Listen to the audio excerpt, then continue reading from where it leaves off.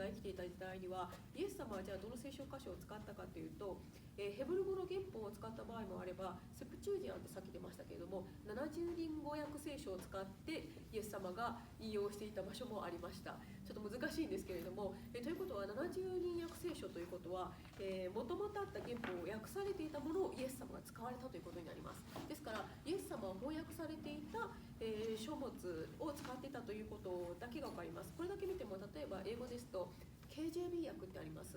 でこれは日本語で言うと近帝訳っていうんですけれども、KJV をしかこの聖書としてありえないと言ってる人たちがいるんですけれども、例えば英語を勉強して KJV だけ読めばいいんだって言うんだけれども、よくよく考えてみたら翻訳自体がもともとがいろんな形があるので、これしかないというのはそもそもおかしいということです。で新約聖書に関して言うと、新約聖書は使徒かパウロが書いたものです。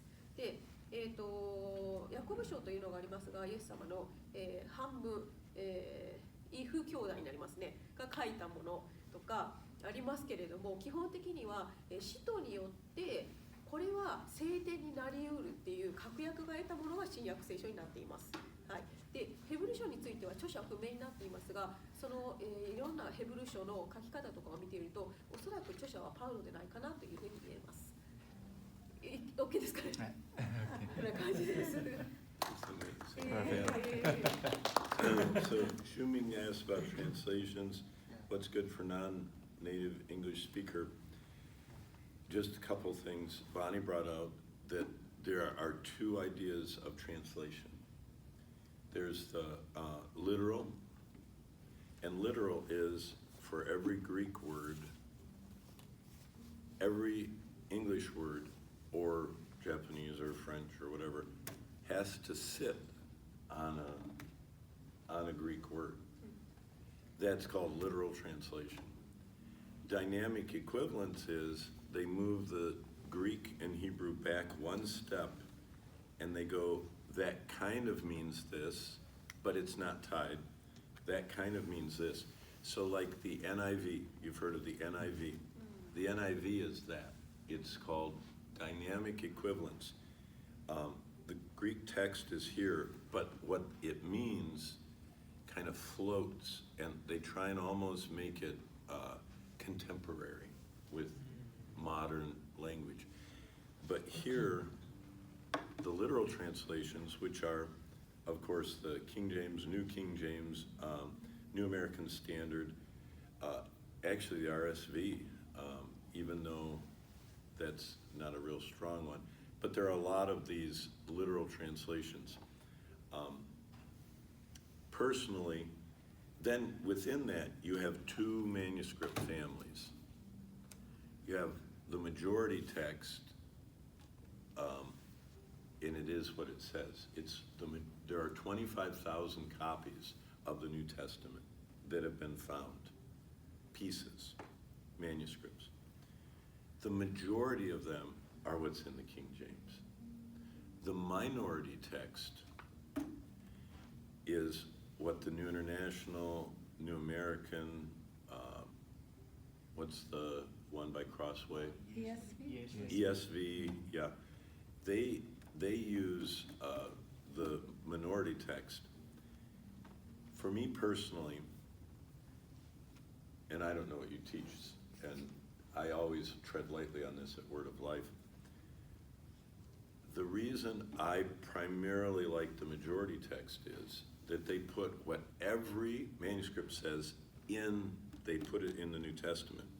The minority text, this one, puts it, the ones that they're not sure about, they put them down here in the footnotes. What I think is interesting is if you look at the early church fathers, they're the post-apostolic fathers. So you have the apostles, the persecutions, martyrdoms, and through that time there are pastors, just like Johann, whose sermons we still have. They wrote them down, and we still have them. They weren't destroyed. Do you know which manuscript family almost all those sermons are from? They're not from the minority. They're from the majority text. It's very interesting. That's where the for thine is the kingdom, the power, and the glory comes from. It's in the majority. It's not in the minority. So you can immediately tell what your Bible's translated from by whether it has the ending of the Lord's Prayer. Isn't that interesting? So, but for me, I told you before, you don't need to learn Greek and Hebrew. You can use a translation, but guess what? We're the first generation that you can electronically know as much as if you could speak Hebrew and Greek. Were they using Logos in your time at Word of Life? And did they use it? Was available. We didn't actively use it. New York now, all the students have to have it. It's they make it a part of their school. I think it's part of the tuition. But in my phone right here, I have the Logos Bible software. It has both the majority and the minority manuscripts and the Hebrew. And you can touch every word and it will show you exactly what all the dictionaries, all the concordances say. I went to seminary for 5 years. I was in graduate school 5 years.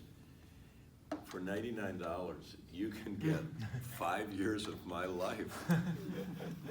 And you don't need to know Hebrew. It will type the Hebrew for you. It will define the Hebrew for you. It will show you what everyone says the Hebrew means. It's unbelievable. It's more than you could get in seminary. And everybody has it now electronically. So it's very interesting. So for a as you put it, a non-native English speaker, I would have a literal translation. I use both majority and minority, and I love to listen to one on a recording and read the other. You know, like I'll have the King James playing and I'll read the NIV with my eyes. Cross-reference.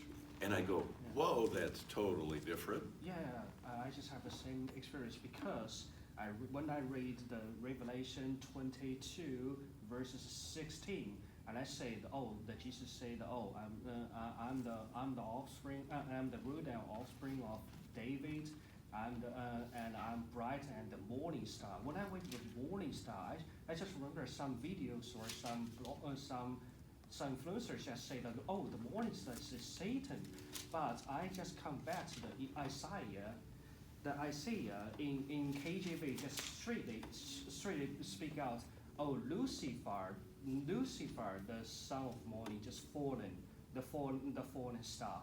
But some of the minority text translated, they just say, morning star. They just say that Lucifer is the morning star. So that kind of Bible, just like the NIV, ESV, they just indicate that Jesus is the Lucifer. So it sounds weird, and also not only this, but some verses just omitted. It's omitted just like wait a minute, the Trinity, yeah.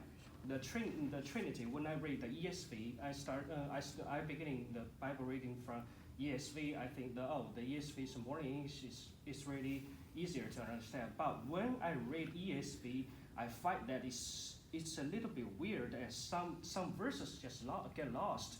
And so I come back to the KJV, and I found that 1 John chapter 5 verses 7, they just omitted the doctrine about the Trinity. There are three that bear witness. Yeah. So many people just say, the Trinity is not come from Bible, but the truth is, it actually comes from Bible. The verse 7 exists in KJV and the majority of the Byzantine text, and also the baptism. Just wait for a minute. The baptism. I think we found something he's really interested in, haven't we? He loves that. Yeah, I just find a lot of difference from KJV and another translation. I'm not a KJV auditism or just a fan of another translation. I appreciate the ESV because he lead me to beginning the reading. but so many important doctrine just omitted for the right now for the today's translation, because I think the KJV is not so that archaic, is still modern translation. But the today's translation, they just omit some important doctrine.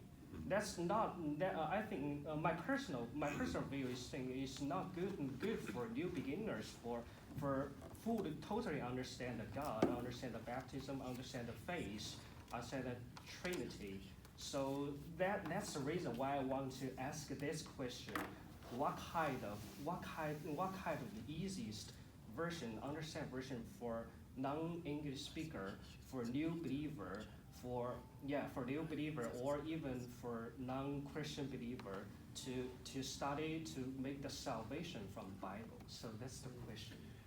That's why. But you are so advanced in what you've learned, you have to add one more layer, and that is church history. Mm-hmm. And what is really interesting is the King James came from the received text, TR. Yeah, Textus Receptus. The Textus Receptus. And when it was being produced, none of their manuscripts had a few of those verses in Revelation. And so they went back to the Vulgate and translated the Latin to Greek and added it to manuscript. So you have to understand why there's controversy, because the TR did not, they didn't have complete manuscripts. There were pieces missing from it. So church history is real important, but it's still, I prefer majority. And I have suspicions about the minority. But I still think these people are Christians. They're still believers, even if they're totally minority text. So we only have 3 minutes left till we have to leave at 3:30. So I'll just answer real quickly. Number 5, did the serpent used to have legs? Well, it says that. It says that it walked and talked. So serpents, think about this. Animals were different before the fall. It says the serpent was covered with every color of stones. It was beautiful and it talked, and it was not fearsome. So yes, before the fall, serpents were different, but it was Satan indwelling an animal and talking through it. Now you get to the dragon, that's Revelation 12. So that's the verse I would go to, Revelation 12. It says, the serpent in the garden is the same as the devil in the wilderness, is the same as the dragon in Revelation, and it's Satan. But that was a really good question. And I do think that the Chinese dragon really ties to the Old Testament snake. And by watching the freedom movies, anything about what we think, I think sin is more powerful than it's horrible. If God was not doing this, our world would be killing and butchering everybody. God is restraining evil. God is, but not all evil. He's letting some through. But it's not as bad as it can be, but it's really going to be under the Antichrist. See, under the Antichrist, there's no restraint, and it's going to be horrible. And what used trafficking, Revelation 9 says everyone is trafficked during the tribulation. Everyone is totally addicted